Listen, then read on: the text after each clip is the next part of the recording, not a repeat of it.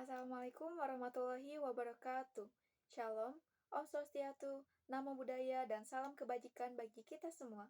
Halo, perkenalkan nama saya Rianti Nurpasa dari kelas 12-3. Video ini saya buat untuk memenuhi tugas perbaikan nilai dari Ibu Ismi. Berikut ini adalah rangkuman materi pendidikan agama Islam dari bab 1 hingga bab 5 yang dipelajari oleh kelas 12. Semoga dapat bermanfaat bagi kita semua. Adapun bab 1. Bab 1 itu membahas tentang sabar dalam menghadapi musibah dan juga ujian. Yang pertama, ada pengertian sabar. Sabar berarti menahan diri dalam 3 hal. Sabar dalam ketaatan, mematuhi perintah Allah meskipun berat. Sabar dalam menjauhi maksiat, menahan diri dari godaan dosa. Sabar dalam menghadapi musibah, menghadapi cobaan dengan ikhlas. Yang kedua, ada makna ayat dalam Quran Surah Al-Baqarah ayat 155 sampai 156. Allah menyebutkan bahwa manusia akan diuji dengan ketakutan, kelaparan, kekurangan harta, dan juga kehilangan jiwa. Ayat ini menafsirkan bahwa ujian adalah bagian dari kehidupan untuk mengukur keimanan. Rasulullah menganjurkan membaca kalimat istirjo atau innalillahi wa inna ilaihi roji'un saat ditimpa musibah sebagai tanda tawakal kepada Allah. Yang ketiga, ada hikmah sabar atau mendekatkan diri kepada Allah, menguatkan mental dalam menghadapi tantangan hidup, dan yang terakhir adalah menumbuhkan rasa syukur dan tawakal. Adapun bab 2. Bab 2 itu membahas tentang indahnya kehidupan bermakna. Ada pengertiannya yaitu kehidupan bermakna adalah kehidupan yang diisi dengan ketaatan kepada Allah, amal soleh, dan juga kontribusi terhadap sesama. Yang kedua, ada iman, Islam, dan ihsan. Iman berarti keyakinan penuh terhadap Allah Subhanahu wa Ta'ala dan juga Rasul-Nya. Islam melaksanakan perintah Allah seperti salat, zakat, dan juga puasa. Dan ihsan adalah berbuat baik seolah-olah melihat Allah. Walaupun tidak, yakinlah bahwa Allah melihat kita. Yang ketiga, makna ayat dalam Quran Surah Ali Imran ayat 19, Allah menyebutkan bahwa agama yang diridhoinya adalah Islam. Ayat ini menafsirkan bahwa dengan iman, Islam, dan juga ihsan, hidup menjadi lebih bermakna, damai, dan juga penuh keberkahan. Bab ketiga, yang membahas tentang munafik dan juga keras hati tak akan pernah maju. Pengertian munafik. Munafik adalah seseorang yang menampakkan keimanan tetapi menyembunyikan kekufuran. Dalam Quran Surat An-Nisa, ayat 142 disebutkan bahwa orang munafik malas dalam beribadah kecuali untuk dilihat orang lain.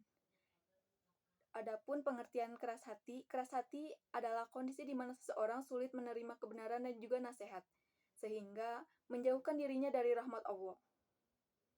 Adapun bahaya munafik dan keras hati. Munafik sangat merusak hubungan dengan Allah dan juga sesama manusia. Sedangkan keras hati menghalangi seseorang untuk bertobat dan juga memperbaiki diri. Solusinya apa? Adalah dengan memperbanyak zikir dan juga istighfar, meningkatkan kualitas ibadah dengan ikhlas, dan juga mendekatkan diri kepada lingkungan yang baik. Adapun bab yang keempat, itu adalah membahas tentang kewarisan dan juga kearifan dalam Islam. Pengertian kewarisan, waris adalah pembagian harta peninggalan seseorang kepada ahli warisnya sesuai dengan syariat Islam. Ketentuan warisan dalam Islam, dalam Quran Surat An-Nisa ayat 12, mengatur pembagian warisan secara rinci, termasuk hak laki-laki dan juga perempuan. Dan yang termasuk ahli waris utama itu ada anak laki-laki dan perempuan, orang tua, dan juga suami atau istri. Atau ada juga yang disebut dengan prinsip pembagiannya itu adalah dengan laki-laki mendapatkan 2 bagian dari perempuan, karena laki-laki memiliki tanggung jawab nafkah. Yang kedua, tidak ada ahli waris yang boleh menghalangi hak orang lain. Dan ada juga hikmah pembagian warisan adalah menjaga keadilan dalam keluarga, mencegah perselisihan antar anggota keluarga, dan juga membentuk tanggung jawab dalam mengelola harta dengan amanah. Dan yang terakhir, ada bab kelima. Bab kelima itu membahas tentang perkembangan atau peradaban Islam di dunia. Pengertian peradaban Islam adalah kontribusi umat Islam di berbagai bidang yang membawa kemajuan dan juga manfaat bagi dunia. Kontribusi Islam itu sangat banyak. Contohnya, ada di ilmu pengetahuan. Seperti yang kita tahu, ada tokoh seperti Al-Khawarizmi yang berkutik di bidang matematika dan juga Ibnu Sina dalam kedokteran memberikan pengaruh besar pada ilmu pengetahuan.